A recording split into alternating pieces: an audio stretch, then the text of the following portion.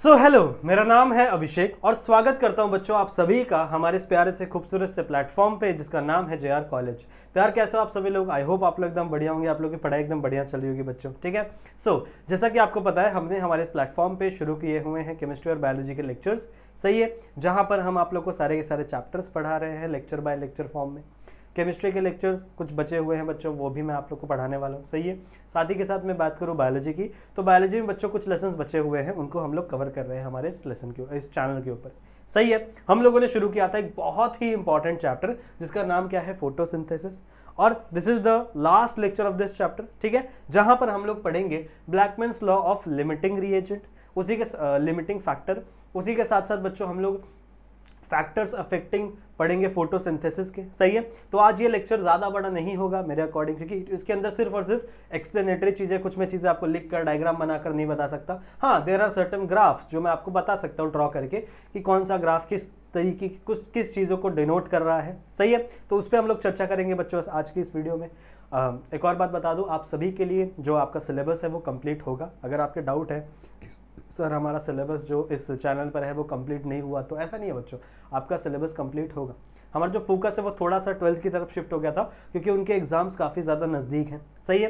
तो that's why उनके ऊपर थोड़ा सा फोकस शिफ्ट हुआ था, पर टेंशन मत लो, आपके ऊपर पूरा फोकस अभी भी है हमारे ऊपर, सही है। और हम लोग आपके सारे के सारे सिलेबस कवर करेंगे, चाहे वो बायोलॉजी की बात हो, चाहे वो केमिस्ट्री की बात हो, चाहे वो मैथ्स की बात हो, हर एक टॉपिक, हर एक चीज़ आपका, हर एक लेसन आपका कवर होगा, सही है, ठीक है। और आपकी एग्जाम्स भी थोड़ी लेट होती है एज़ कम्पेयर टू 11th और 10th और 12th, सही है।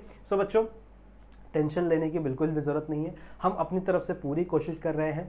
मैं आप लोग को पॉसिबल हुआ तो नोट्स भी प्रोवाइड करूंगा, इंपॉर्टेंट क्वेश्चंस भी आप लोग को दूंगा, बस आप लोग जुड़े रहना मेरे साथ, ठीक है। अगर मैं कोई इंपॉर्टेंट चीज़ बताऊं, कोई अनाउंसमेंट करूं, तो बच्चों उसे देखना है। कहाँ देखना है? इंस्टाग्राम पे, ये मेरे इंस्टाग्राम की आईडी है। मैं कोई भी अनाउंसमेंट करूंगा तो यहाँ पर आकर बताता हूँ मैं कि ये नोट्स अवेलेबल है, ये इंपॉर्टेंट क्वेश्चंस अवेलेबल है, तो आप डाउनलोड कर सकते हो, सही बात है, ठीक है। डाउनलोड कहाँ से करना है? तो ये हमारी ऐप है बच्चों जेआर ट्यूटोरियल्स की, आप यहाँ पर आकर अपने जितने भी डॉक्यूमेंट्स हैं उन्हें आप डाउनलोड कर सकते हो, सही है। डाउनलोड इन द सेंस आपको वो ऐप में ही दिखेंगी, चलेगा बच्चों। बच्चों आज के इस लेक्चर में हम लोग शुरू करेंगे एक बहुत ही इंपॉर्टेंट सा चैप्टर जिसका नाम है Blackman law of limiting factor, ठीक है। इसको हम लोग स्टार्ट करेंगे आज के इस चैप्टर में। इससे पहले हम लोग समझेंगे फैक्टर अफेक्टिंग फोटोसिंथेसिस। देखो फोटोसिंथेसिस क्या होता है, सब कुछ ऑलमोस्ट हम लोग ने डिटेल में पढ़ लिया, सिर्फ ये एक छोटा सा टॉपिक बचा था। मुझे लगा कि यार ये टॉपिक आप पढ़ लोगे, बच्चों को बोल देते हैं कि पढ़ लेना खुद से, बट फिर लगा कि नहीं यार बच्चों को चीज़ें बता देनी चाहिए, ऐसा नहीं कि बच्चों को छोड़ दो, ऐसा नहीं कर सकते ना हम लोग, तुम लोग प्यारे हो यार हम लोग हमारे, सही है। तो बच्चों हम लोग आपको ये भी टॉपिक पढ़ाएंगे, चलो स्टार्ट करते हैं। सबसे पहले हम लोग बात करेंगे बच्चों आज की बहुत इंपॉर्टेंट टॉपिक की, सबसे पहले टॉपिक की, that is nothing but our factor affecting photosynthesis. देखो फोटोसिंथेसिस के लिए बहुत सारे अलग अलग फैक्टर्स हैं, जैसे लाइट एक फैक्टर है, जैसे टेम्परेचर एक फैक्टर है, जैसे कॉन्सेंट्रेशन ऑफ CO2 एक फैक्टर है, जैसे कॉन्सेंट्रेशन ऑफ वाटर या फिर अवेलेबिलिटी ऑफ वाटर एक फैक्टर है। So there are many factor. उसके बाद आप कह सकते हो क्लोरोफिल कितना ज़्यादा कॉन्सेंट्रेशन में प्रेजेंट है आपके लीफ के अंदर, वो भी एक टाइप का फैक्टर है। आपकी लीफ की वेनेशन क्या है, क्या आपकी लीफ ऐसे रखी हुई है, क्या आपकी लीफ ऐसे रखी हुई है, उस पर भी आपका फोटोसिंथेसिस डिपेंड करेगा। तो अभी से लेकर हम लोग लेक्चर के एंड तक जितनी भी बातें करेंगे बच्चों, वो हम लोग इस टर्म में करेंगे कि कैसे आपका फोटोसिंथेसिस हम बढ़ा सकते हैं, किन फैक्टर की वजह से आपका फोटोसिंथेसिस कम होता है, और कैसे हम अपने फोटोसिंथेसिस को इंक्रीज कर सकते हैं, प्रोडक्शन को इंक्रीज कर सकते हैं। बात समझ में आ गई? यही चीजें हमको पढ़नी है फैक्टर अफेक्टिंग फोटोसिंथेसिस में, बात समझ में आई, ठीक है। यही हमको फैक्टर्स पढ़ने हैं। नाउ बच्चों there are two types of factors that affect photosynthesis. ध्यान से सुनो, there are two types of factor जो फोटोसिंथेसिस को अफेक्ट करते हैं। जो सबसे पहला फैक्टर है बच्चों वो है internal factor, that is nothing but your internal factor. Internal factor उसे कहा जाता है, ध्यान से सुनेंगे, इंटरनल फैक्टर उसे कहा जाता है बच्चों जो प्लांट के सेल्फ डिपेंडेंट हो, मतलब प्लांट के अंदर जो फैक्टर हो, जो क्लोरोफिल, जो फोटोसिंथेसिस के कॉन्सेंट्रेशन को या फोटोसिंथेसिस के रेट को इफ अफेक्ट कर रहा हो, वो आपके इंटरनल फैक्टर कहे जाएंगे। इसके बारे में हम लोग थोड़ा टाइम बाद चर्चा करेंगे। दूसरा जो फैक्टर है बच्चों वो है आपका external factor, and this is very important factors. दूसरा क्या है बच्चों आपका एक्सटर्नल फैक्टर, मतलब जो फैक्टर्स बाहर से इन्फ्लुएंस कर रहा है किसी भी प्लांट को, सराउंडिंग से इन्फ्लुएंस कर रहा है, उसे हम लोग क्या बोलेंगे बच्चों, एक्सटर्नल फैक्टर। बात समझ में आई? ठीक है। इसके अंदर हमको टोटल 4 फैक्टर्स पढ़ने हैं। सबसे पहला आप फैक्टर पढ़ोगे लाइट। सबसे पहला फैक्टर आप पढ़ोगे बच्चों light. Now light is very important factor. आपको पता है अगर लाइट नहीं रहेगा तो फोटोसिंथेसिस हो ही नहीं सकता, इसीलिए तो फोटोसिंथेसिस हमेशा दिन में होता है ना, इट इज डे प्रोसेस, कभी भी रात में आपको फोटोसिंथेसिस देखने के लिए नहीं मिलता। सही बात है, इसके बारे में भी चर्चा करेंगे बच्चों। दूसरा जो इंपॉर्टेंट है बच्चों वो है आपका कार्बन डाइऑक्साइड, CO2। सही है। तीसरा जो है आपका बहुत important, that is nothing but your temperature, and the last one TURE, रुक जाओ, स्पेलिंग गलत हो गया, TURE, okay, and the last one is water. सही है। तो ये टोटल 4 फैक्टर्स हैं जो डिपेंड करते हैं, जो अफेक्ट करते हैं, डिपेंड करते हैं किसको, लाइट रिएक्शन को, जिस पे आपका लाइट रिएक्शन डिपेंड है, और यू कैन से जिस पे आपका फोटोसिंथेसिस डिपेंड है। लाइट रिएक्शन की हम लोग बात नहीं करेंगे, हम लोग पूरे फोटोसिंथेसिस की बात करेंगे। So these are some external factor बच्चों, जिससे आपका फोटोसिंथेसिस अफेक्ट होता है। बात समझ में आई? कौन कौन से है वो? एक आपका लाइट, एक आपका कार्बन डाइऑक्साइड, एक आपका टेम्परेचर और एक आपका water. These are the 4 factors. वहीं बच्चों एक है आपका इंटरनल फैक्टर, जिसके बारे में हम लोग थोड़े समय बाद चर्चा करेंगे। तो please take the screenshot of this. ले लिया? चले अब बच्चों हम लोग एक एक फैक्टर को समझने की कोशिश करते हैं। आ जाओ। सबसे पहला जो फैक्टर हमें समझना है that is nothing but external factor. External factor को ही देखना है। कौन कौन से 4 फैक्टर हमें पढ़ने बच्चों? चलो यहाँ पे मार्क कर ही देते। एक हमको पढ़ना है लाइट, वही चीज बता रहा हूं मैं। एक हमको पढ़ना है कार्बन डाइऑक्साइड, फिर एक हमको पढ़ना है temperature, and the last thing is water. सही है। तो दीज आर द 4 फैक्टर। चलो ज्यादा समय वेस्ट नहीं करते बच्चों, और सबसे पहले हम लोग पढ़ते हैं लाइट के बारे में। सुनो, लाइट इज रियली इंपॉर्टेंट। अब देखो इसमें ज्यादा कुछ लिखने जैसा नहीं है, जो चीज मुझे पता है वो मैं आपको बताऊंगा, ठीक है? सुनो ध्यान से। Light is really important factor. आपको पता है लाइट कहां से आती है? सन से आती है, ठीक है? लाइट के अंदर होते हैं फोटॉन्स, और फोटॉन्स के अंदर होती है एनर्जी। इसी एनर्जी को कैप्चर करके आपके जो क्लोरोफिल है वो क्या करेंगे? आपके ATP और NADPH का फॉर्मेशन करेंगे। अब अगर मान लो लाइट ना हो या फिर लाइट बहुत ही कम हो, तो क्या आपकी फोटोसिंथेसिस हो पाएगी? नहीं हो पाएगी ना, रात में थोड़ी चलती फोटोसिंथेसिस। फोटोसिंथेसिस के लिए light is a very important factor. तो जो सबसे ज्यादा इंपॉर्टेंट फैक्टर है वो आपका लाइट ही है बच्चों, ठीक है? एंड लाइट की इंटेंसिटी भी डिपेंड करती है। देखो ये चीज है, 2 चीज है बच्चों, एक लाइट की क्वालिटी और एक लाइट की क्वांटिटी। यहां लिखो, एक लाइट की, क्या हो गया, एक लाइट की क्वालिटी और एक लाइट की क्वांटिटी, दोनों ही बहुत ज्यादा डिपेंड करती हैं फोटोसिंथेसिस की रेट पे। अगर मैं बात करूं क्वालिटी ऑफ लाइट, तो जितनी ज्यादा आपको लाइट मिलेगी उतनी ज्यादा इंपॉर्टेंट है। और ऐसा नहीं कि आपको कोई भी लाइट मिले। देखो 2 टाइप की लाइट काफी ज्यादा इंपॉर्टेंट होती है फोटोसिंथेसिस के लिए। एक आपकी होती है रेड वाली लाइट, सही है, आपके बुक में भी दिया हुआ है। एक आपकी होती है बच्चों रेड वाली लाइट, और एक आपकी होती है ब्लू वाली लाइट। ये जो 2 लाइट है, this is the most important light for photosynthesis. अगर आपके प्लांट को रेड लाइट या फिर ब्लू लाइट काफी ज्यादा मात्रा में मिलेगा तो आपका प्लांट ज्यादा फोटोसिंथेसिस करेगा। और अगर मान लो मैं आपके प्लांट को ग्रीन लाइट दे रहा हूं खाली, आपने पता है ना लाइट के अंदर वेरिएशंस होते हैं ना, स्पेक्ट्रम होते हैं ना, अलग अलग 7 कलर के लाइट होते हैं, सही है? तो अगर मैं प्लांट को सिर्फ और सिर्फ ग्रीन लाइट दे रहा हूं तो क्या वो फोटोसिंथेसिस कर पाएगा? नहीं होगा, लेकिन बहुत कम फोटोसिंथेसिस होगा। तो इसका मतलब भैया अगर फोटोसिंथेसिस को अगर आप ग्रीन लाइट दोगे तो फोटोसिंथेसिस का रेट कम हो जाएगा। इसका मतलब वो एक फैक्टर है ना जो लाइट को, जो आपके फोटोसिंथेसिस को इफेक्ट कर रहा है, सही है? So this is most good quality light. कौन कौन सी आपकी? ब्लू कलर और रेड कलर। अगर ये 2 टाइप की अगर आप लाइट दोगे आपके प्लांट्स को तो उसकी आपकी जो प्रोडक्ट है, जो आपका फॉर्मेशन है, प्रोडक्शन है फोटोसिंथेसिस में ग्लूकोज का, वो ज्यादा होगा। वहीं अगर आप ग्रीन लाइट दोगे तो इसका प्रोडक्शन कम हो जाएगा। साथ ही के साथ बच्चों दूसरी चीज है बच्चों आपकी क्वांटिटी। क्वांटिटी ऑफ लाइट भी अच्छी होनी चाहिए। ऐसा नहीं कि थोड़ा बहुत लाइट मिल गया तो उससे काम चल सकता है, नहीं। देखो जैसे एग्जांपल देता हूँ, बहुत बड़े बड़े ऐसे ये होते हैं ना, जंगल होते हैं। अब जो बहुत बड़े बड़े घने घने जंगल होते हैं उसमें जो ऊपर वाले प्लांट्स होते हैं ना, वो क्या करते हैं, सारे के सारे एरिया को ऐसे ट्रैक ये कर लेते हैं, पूरा का पूरा घेर लेते हैं, जिसकी वजह से जो नीचे प्लांट उग रहे हैं उनको इतनी सनलाइट नहीं मिल पाती। समझ रहे हो, उनको इतनी सनलाइट उनके पास आ ही नहीं पाती। तो अगर उनको सनलाइट ही नहीं मिलेगी बच्चों तो उनका फोटोसिंथेसिस हो पाएगा नहीं, इसीलिए वो प्लांट्स बड़े नहीं हो पाते, जल्दी ज्यादा बड़े नहीं हो पाते, बहुत ही छोटे छोटे रहते, जिनको हम लोग शर्ब प्लांट बोलते हैं, श्रब्स बोलते हैं, वो हमेशा हर्ब्स के नीचे आते हैं। सही है। तो बच्चों हमेशा आपको ध्यान में रखना है कि लाइट की क्वालिटी और लाइट की क्वांटिटी दोनों बहुत ज्यादा इंपॉर्टेंट है। क्वालिटी की अगर मैं बात करूं तो रेड लाइट और blue light is really important. सही है, क्योंकि ये दोनों लाइट के इन्फ्लुएंस से ही बच्चों सबसे ज्यादा क्या होगा, फोटोसिंथेसिस होगा। अगर आप इनको छोड़ के कोई और लाइट दोगे प्लांट को तो फोटोसिंथेसिस इतना ज्यादा नहीं होता बच्चों, इतनी ज्यादा क्वांटिटी में फोटोसिंथेसिस देखने के लिए नहीं मिलता। बात समझ में आई? स्क्रीनशॉट लो इसका।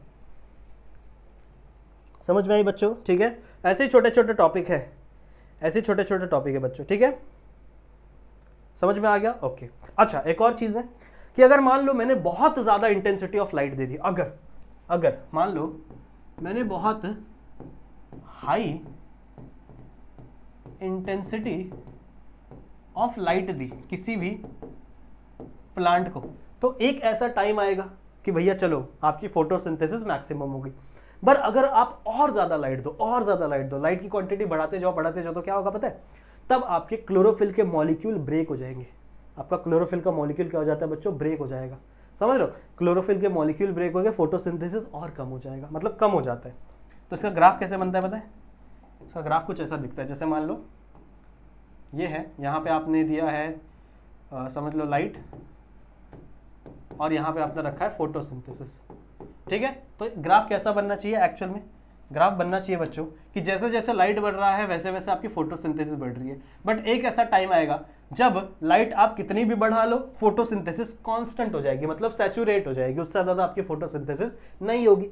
बट अगर आप बहुत ज्यादा लाइट दो, बहुत ज्यादा हाई इंटेंसिटी ऑफ लाइट दोगे किसी भी प्लांट को, तो उसका जो क्लोरोफिल है वो ब्रेक हो जाता है, जिसके वजह से यहां से फोटोसिंथेसिस कम हो जाती है। समझ रहे हो? तो ऐसा ग्राफ होना चाहिए, पैराबोलिक ग्राफ होना चाहिए। बट आपकी बुक में पूरा ग्राफ नहीं दिया जाता, इतना ही ग्राफ दिया जाता है, तो आप भी इतना ही ग्राफ पढ़ोगे।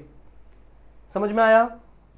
क्लियर है बच्चों? आगे चले, चल लेट्स मूव टू अगर next factor, that is carbon dioxide, जिसे हम प्यार से क्या बुलाते हैं?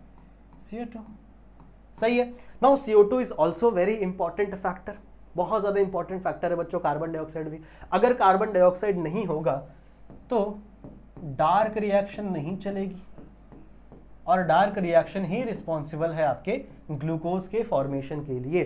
तो विदाउट डार्क रिएक्शन, मतलब विदाउट कार्बन डाइऑक्साइड आपकी डार्क रिएक्शन नहीं चलती। तो कार्बन डाइऑक्साइड भी बहुत ज्यादा इंपॉर्टेंट है। सही बात है। अब देखो, कार्बन डाइऑक्साइड प्रेजेंट होता है आपकी एयर में।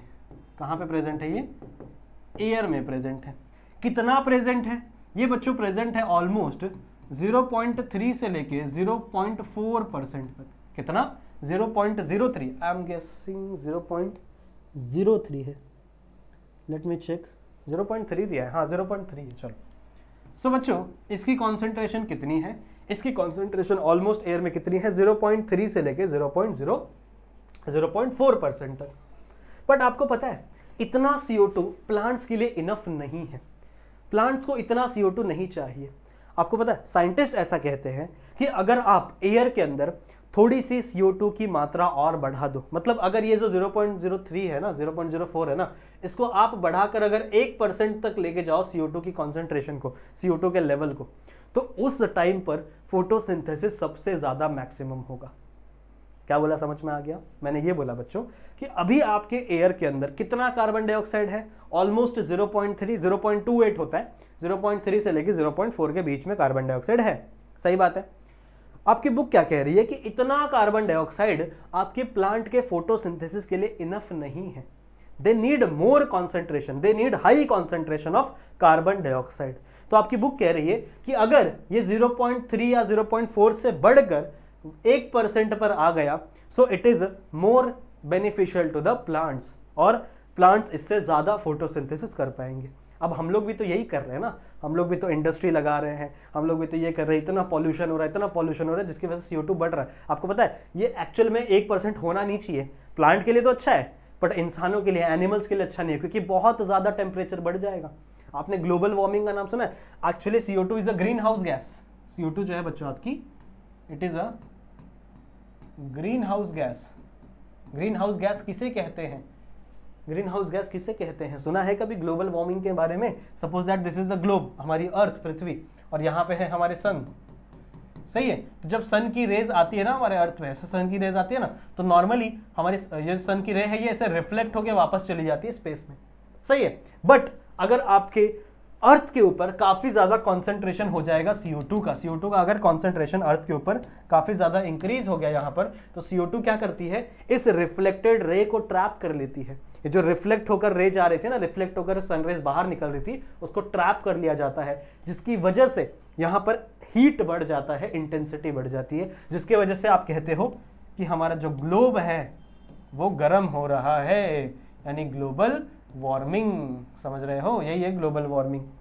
अब सोचो, अभी इतना है, इतनी गर्मी पड़ रही है, इतना साइंटिस्ट लोग पूरे पागल हो जाते हैं। हर बार देश, जितने भी अलग अलग देश है बड़े बड़े, वो कोई ना कोई मीटिंग रखते हैं, कभी दुबई में रखते हैं, कभी कहाँ रखते हैं, कभी जिनेवा में रखते हैं, सही है। किस लिए मीटिंग रखते हैं? कि यार ग्लोबल वार्मिंग बढ़ रहा है, इसे कम करो, इंडस्ट्रियल पोल्यूशन कम करो, सही है। जो आप मिसाइलें छोड़ रहे हो वो कम फोड़ो, सही है। बड़े देश तो छोड़ ही रहे फिर भी, बट क्या कर सकते हैं बच्चों, ठीक है। तो बच्चों, अगर CO2 इतना कॉन्सेंट्रेशन में है तब ग्लोबल वार्मिंग हो रही है, तो सोचो अगर CO2 1% हो जाए तो कितनी ज्यादा ग्लोबल वार्मिंग होगी, तो कितना ज्यादा हमारे नेचर को हार्म होगा, हो सकता है, सही बात है, ठीक है। बट हम लोग यहाँ पर प्लांट के पर्सपेक्टिव से पढ़ रहे हैं।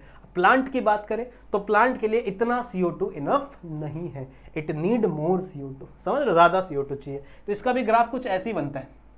यहाँ पे मान लो CO2 की कॉन्सेंट्रेशन बढ़ रही है, और यहाँ पे मान लो फोटोसिंथेसिस बढ़ रहा है, ठीक है। तो इसका ग्राफ भी ऐसे रहता है, जब आप CO2 बढ़ाओगे तो फोटोसिंथेसिस बढ़ेगी बढ़ेगी बढ़ेगी बढ़ेगी, बट एक टाइम आएगा जब आपका जो फोटोसिंथेसिस है वो सैचुरेट हो जाएगी। मतलब उसके बाद आप कितना भी CO2 बढ़ा लो, कितना भी आप CO2 बढ़ा लो, आपकी फोटोसिंथेसिस नहीं बढ़ेगी, समझ रहे हो। So this is all about carbon dioxide. समझ में आ गया बच्चों?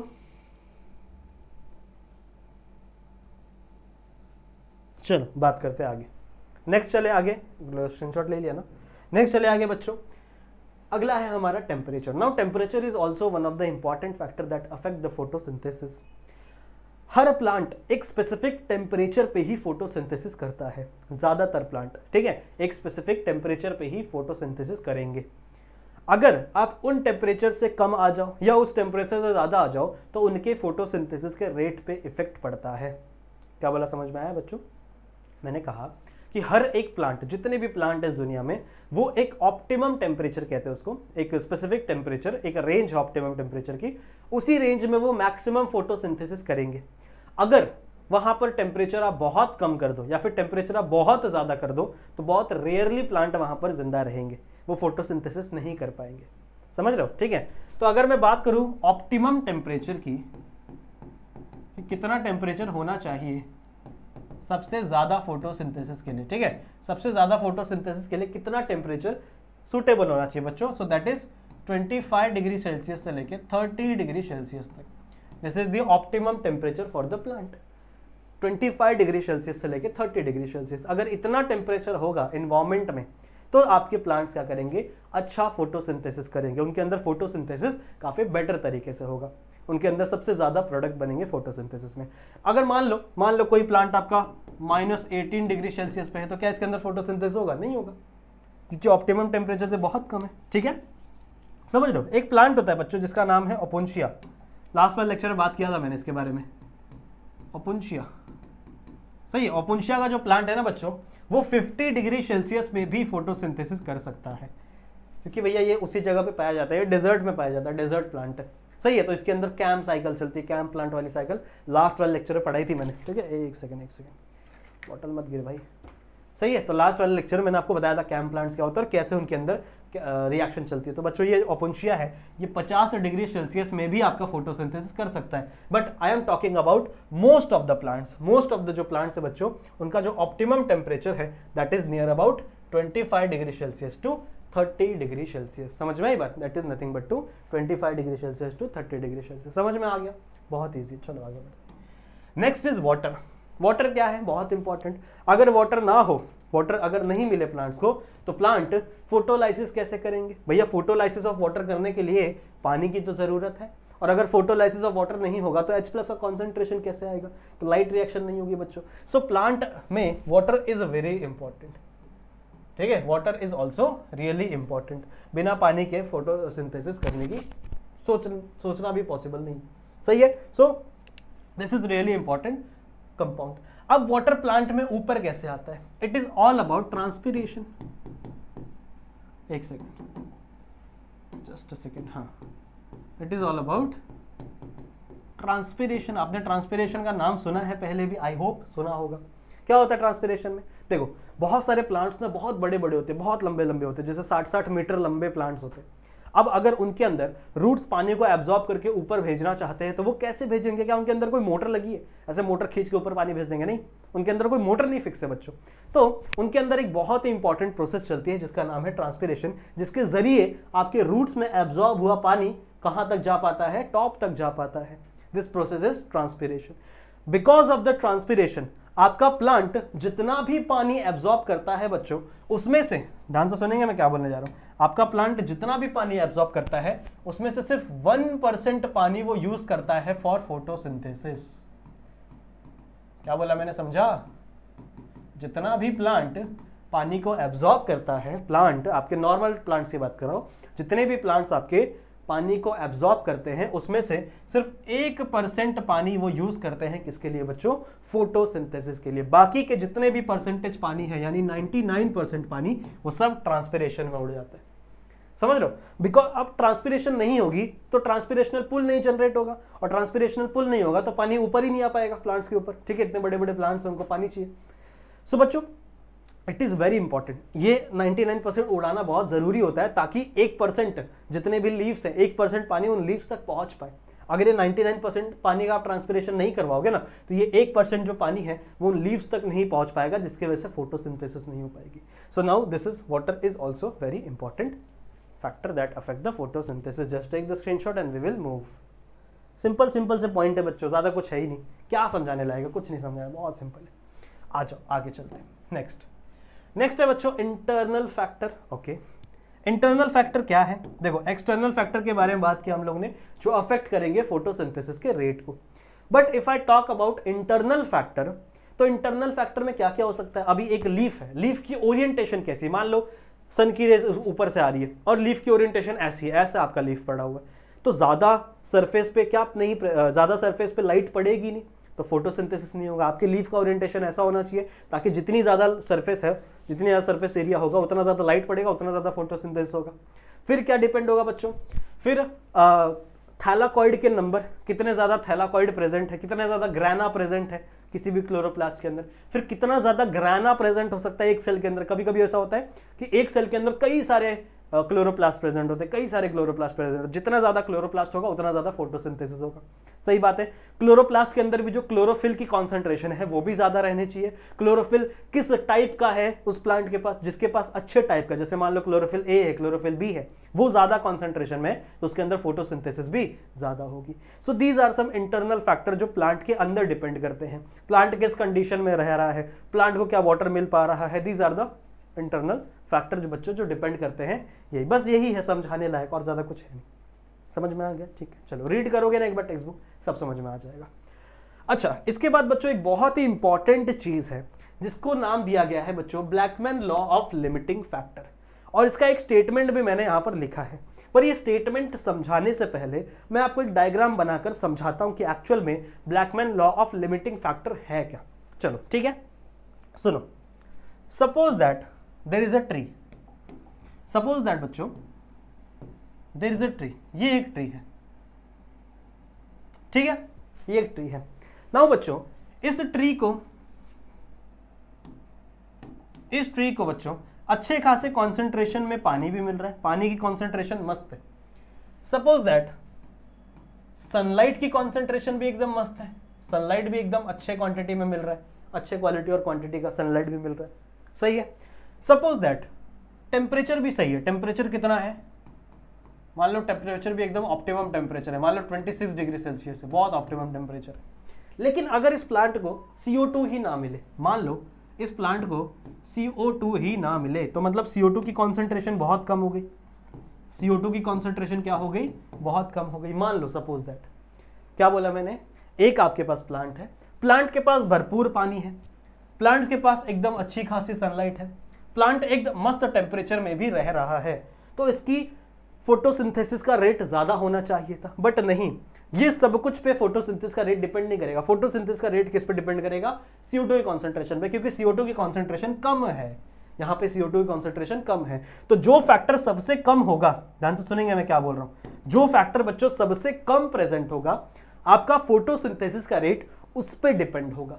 इस फैक्टर को, जो सबसे स्मॉल अमाउंट में प्रेजेंट है, इस फैक्टर को हम लोग कहते हैं लिमिटिंग फैक्टर। इसको हम लोग क्या बोलते हैं, लिमिटिंग फैक्टर। समझ में आ गई बात, क्या बोला मैंने, समझ में आ गया। वापस बताऊं, देखो सपोज दैट ये आपका प्लांट, इसके पास पानी, सपोज दैट इसके पास CO2 भी है। चलो एक और नया एग्जांपल ले रहा हूं मैं, ये शायद आपको समझ में आ गया होगा। चलो एक और एग्जांपल ले रहा हूं। सपोज दैट बच्चों इसके पास CO2 भी भरपूर है, मस्त CO2 है, अच्छी खासी सनलाइट है, कार्बन डाइऑक्साइड भी अच्छा है, पर मान लो टेम्परेचर है -18 डिग्री सेल्सियस, -18 डिग्री सेल्सियस। तो बताओ क्या यहां पर फोटोसिंथेसिस होगा, क्या यहां पर फोटोसिंथेसिस होगा, नहीं होगा। यहां पर लिमिटिंग फैक्टर क्या है, यहां पर लिमिटिंग फैक्टर आपका टेम्परेचर है बच्चों। जैसे जैसे टेम्परेचर बढ़ेगा वैसे वैसे कार्बन डाइऑक्साइड का रेट भी, कार्बन डाइऑक्साइड नहीं, फोटोसिंथेसिस का रेट भी बढ़ेगा। सही बात है। सेम चीज मैंने CO2 के साथ भी बोली। अगर जो मैंने आपको इसके पहले वाली कंडीशन दी थी, अगर मान लो CO2 की कॉन्सेंट्रेशन कम होती, टेम्परेचर भले आपका नॉर्मल होता 26 डिग्री सेल्सियस, पर अगर CO2 की कॉन्सेंट्रेशन कम होती तो आपका पूरा का पूरा फोटोसिंथेसिस किस पे डिपेंड करता बच्चों, कार्बन डाइऑक्साइड की कॉन्सेंट्रेशन पे। जितना ज्यादा कार्बन डाइऑक्साइड की कॉन्सेंट्रेशन धीरे धीरे बढ़ती, उतना ही बच्चों आपका फोटोसिंथेसिस बढ़ता। इस टाइम पर आपका फोटोसिंथेसिस ना सनलाइट पे डिपेंड करेगा, ना वाटर पे डिपेंड करेगा, ना टेम्परेचर पे डिपेंड करेगा। आपका फोटोसिंथेसिस उस फैक्टर पे डिपेंड करेगा जिसकी कॉन्सेंट्रेशन सबसे कम है, जिसकी कॉन्सेंट्रेशन बच्चों सबसे कम है। मान लो इसकी सबसे कम है, तो बच्चों इसे हम लोग कहेंगे लिमिटिंग फैक्टर। इसे हम लोग क्या बोलेंगे, लिमिटिंग फैक्टर। समझ में आ गई बात, ठीक है। यही कहा है आपके ब्लैकमैन अंकल ने, इन्होंने भी यही समझा है कि जो फैक्टर सबसे कम होता है, सबसे कम अमाउंट में प्रेजेंट होता है बच्चों, वही डिपेंड करता है, वही ये बताता है कि फोटोसिंथेसिस का रेट कैसा होगा। सही बात है। अगर मैं यहाँ पे मान लो एक ग्राफ बना के दिखाऊं CO2 अगेंस्ट फोटोसिंथेसिस का, मान लो यहाँ पे है CO2, यहाँ पे है मान लो अगेंस्ट फोटोसिंथेसिस का रेट, तो CO2 सबसे कम है, बाकी सब नॉर्मल कंडीशन पे है, पर CO2 सबसे कम है। तो यहां पर होगा क्या बच्चों, यहां पर CO2 का कॉन्सेंट्रेशन जैसे जैसे इंक्रीज होगा वैसे वैसे आपकी फोटोसिंथेसिस बढ़ेगी बढ़ेगी बढ़ेगी बढ़ेगी, और एक टाइम आएगा जब आपकी फोटोसिंथेसिस क्या हो जाएगी, सैचुरेट हो जाएगी, मतलब इसके आगे नहीं बढ़ेगी वो। ये होता है saturation point, this is the saturation point, जहां पे आपकी फोटोसिंथेसिस क्या हो गई, सैचुरेट हो गई। तो इन दिस कंडीशन हमने क्या सीखा कि जो भी क्वांटिटी एकदम मस्त प्रेजेंट है उस पर आपकी फोटोसिंथेसिस नहीं डिपेंड करेगी, आपकी फोटोसिंथेसिस डिपेंड करेगी जो क्वांटिटी सबसे कम है, जिसकी क्वांटिटी सबसे कम है उस पर आपका फोटोसिंथेसिस डिपेंड करेगा। और ये ग्राफ भी हमको यही समझाना चाहता है। समझ में आ गया, समझ में आ गया। अब जरा स्टेटमेंट पढ़ ले। स्टेटमेंट में क्या लिखा है बच्चों, देखो वही चीज लिखी है। Blackman law of limiting factor क्या हमको बताता है कि when a process is conditioned, एक प्रोसेस है जहां पे मैंने कंडीशन लगाई है। कौन कौन सी कंडीशन, जैसा मैंने तुम लोग अभी बताया, वाटर बहुत ज्यादा क्वांटिटी है, सनलाइट अच्छी खासी क्वांटिटी है, और टेम्परेचर भी सही अच्छा है, पर CO2 कॉन्सेंट्रेशन कम है। तो मैंने एक कंडीशन लगाई, when a process is condition and as to it rapidity by the number of separate factor, उसका जो रैपिडिटी है, उसकी जो रिएक्शन कितने स्पीड से हो रही है, वो डिपेंड करता है सेपरेट फैक्टर पे, अलग अलग फैक्टर पे। CO2 पे डिपेंड करता है, वाटर पे डिपेंड करता है, और किस पे, सनलाइट पे डिपेंड करता है, टेम्परेचर पे डिपेंड करता है। फिर आगे क्या कह रही है, the rate of the process is control by the pace of the slowest factor. समझ में आई बात। जो रेट ऑफ द प्रोसेस होगा, मतलब जो भी आपका प्रोसेस का रेट होगा, फोटोसिंथेसिस का रेट होगा, वो किस पे डिपेंड करेगा बच्चों, स्लोएस्ट फैक्टर पे, मतलब जिसका कॉन्सेंट्रेशन कब सबसे कम हो। जैसे केमिस्ट्री में हम लोग केमिकल इसमें पढ़ते हैं ना, केमिकल काइनेटिक्स में जो RDS स्टेप होता है, रेट डिटरमाइनिंग स्टेप, जो स्लोएस्ट स्टेप होता है वही रेट डिटरमाइनिंग स्टेप होता है। सही बात है। जो सबसे स्लो चल रहा है that is the rate determining step. इसी तरीके से यहां पर भी है, यहां पर भी बच्चों यही चीज है कि एक ऐसी रिएक्शन है, एक ऐसी प्रोसेस है जहां पर आपने कंडीशन लगा दी है, और वो प्रोसेस कई अलग अलग फैक्टर पे डिपेंड कर रही है, सेपरेट फैक्टर पे डिपेंड कर रही है। ठीक है। So in that process the rate of the process is controlled by the pace of the slowest factor, मतलब जो स्लोएस्ट फैक्टर का रेट होगा उसी पे आपकी प्रोसेस डिपेंड करेगी, उसका रेट उसी पे डिपेंड करेगा। समझ में आ गया? ठीक है। सो बच्चों यही था आपका पूरा का पूरा फोटोसिंथेसिस। यहां पर आपका जो चैप्टर है वो होता है खत्म। ठीक है, नेक्स्ट वाला चैप्टर कौन सा स्टार्ट करना है जरा कमेंट करके बता देना मुझे, सही है? तो वो वाला चैप्टर अपन स्टार्ट करेंगे। तो आई होप बच्चों आप लोगों को ये लेसन पढ़ने में मेरे साथ मजा आया होगा, ज़्यादा लंबी वीडियो बनी भी नहीं है तो देख लोगे ना। ठीक है, चलो देख तो लिया ही है। ठीक है, सो बच्चों आई होप ये लेक्चर आप लोग को मजा आया होगा मेरे साथ पढ़ने में। इस वीडियो को शेयर करो अपने दोस्तों के साथ, सही है? वीडियो को लाइक करो, चैनल पे नए हो तो चैनल को सब्सक्राइब करो, सही है? और बेल आइकन को भी ऑल पे सेट कर दो ताकि हमारे चैनल पे जितने भी वीडियोस पोस्ट हो रहे हैं उनकी नोटिफिकेशन आपको मिलती रहे। बाकी बच्चों मैं आप लोग को मिलूंगा किसी और लेसन में कोई और नई नई चीज़ें पढ़ाते हुए। मुझे कमेंट करके बताना कौन सा नया लेसन शुरू करना है, जो भी आपके एग्जाम में आ रहा हो वो मुझे कमेंट करके बता देना। ठीक है, सो उस लेसन को अपन स्टार्ट करेंगे। इसके बाद बाकी केमिस्ट्री के लेक्चर्स आप लोगों को मिल ही रहे हैं, सब कुछ आपको मिलेगा टाइम टू टाइम, सही है? तो टेंशन लेने की जरूरत नहीं है, अपने एंड से अपनी पढ़ाई को 4th गियर पर रखो, सही है? अपने एंड से अपनी मेहनत करते रहो। हम अपने एंड से बच्चों 110% मेहनत कर रहे हैं ताकि आपका हर एक सिलेबस कंप्लीट हो सके। ठीक है, चलेगा बच्चों? ठीक है, सो यहीं पे मैं अपना लेक्चर एंड करना चाहूँगा। आई होप आपको मेरे साथ पढ़ के मज़ा आया होगा, सही है? मिलते हैं बच्चों अगले लेक्चर में, तब तक अपना ख्याल रखना and keep studying. Bye bye. इसका स्क्रीनशॉट लेना है ना लेकिन।